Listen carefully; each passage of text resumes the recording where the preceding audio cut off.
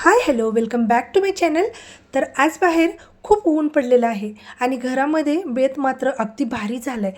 आज दुपारच्या जेवणामध्ये आहे आपली सगळ्यांची आवडती अशी ताकाची कढी मी बनवलेली आहे आणि झणझणीत असं हिरव्या मिरचीचा ठेचा आणि ही बघा पिवळी धमक आणि मऊसूद कढी, आलं लसूण आणि कढीपत्त्याचा वास जो सुटलाय ना, नुसत्या वासानेच भूक लागली आहे। आता मी इथं कढी बनवण्यासाठी काय केलेलं आहे, डायरेक्ट मी ताक घेतले। आपल्याकडे दही असलं तर आपण दह्याचं सुद्धा पाणी घुसळून ताक करून त्याची कढी करतो। तर आता मी ताक मला जितकी कढी पाहिजे होती तेवढं घेतलं। ताकामध्ये 2 ते 3 चमचे मी बेसन मिक्स करून घेतलेलं आहे आणि तेल चांगलं गरम करून त्यामध्ये जिरे, मोहरी, कढीपत्ता, हिंग, हळद आणि आलं लसूण ठेचून घेतलं आणि मीठ नंतर टाकलेलं आहे आणि मिरची टाकलेली आहे।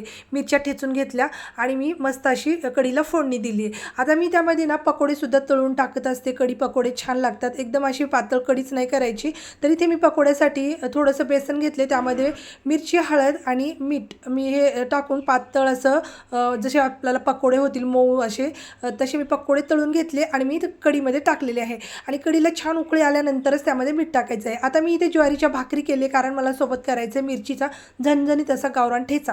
तर इथे मी ज्या तव्यावर भाकरी झाल्या त्याच तव्यावरती मी मिरच्या भाजून घेतल्या, शेंगदाणे सोबत लसूण आणि थोडीशी कोथिंबीर टाकली आणि त्यानंतर लिंबूसुद्धा मी लिंबूच्या 2 कापा करून टाकले आहेत। खूप छान टेस्टी लागतो लिंबूने हा ठेचा आणि ठेचा मिक्सरलाच वाटून घेतला थंड झाल्यानंतर आणि त्यानंतर ना वरतून कडकडीत असं तेल फक्त मी गरम केलं एकदम कडकडीत होईपर्यंत आणि तेल टाकलेलं आहे। आता सगळं भाजत असतानाच मी मीठ टाकून घेते ठेचामध्ये। हा ठेचा भरपूर दिवस लसूण आणि शेंगदाणे घालून थोडीशी कोथिंबीर घालून बनवलेला हा हिरव्या मिरचीचा ठेचा सोबत ज्वारीची भाकरी आणि कढी सोबत भात, असा एकदम साधा पण चविष्ट असणारा जेवणाचा बेत गावरान पद्धतीचा कोणाकोणाला आवडतो ते मला कमेंट्समध्ये नक्की सांगा।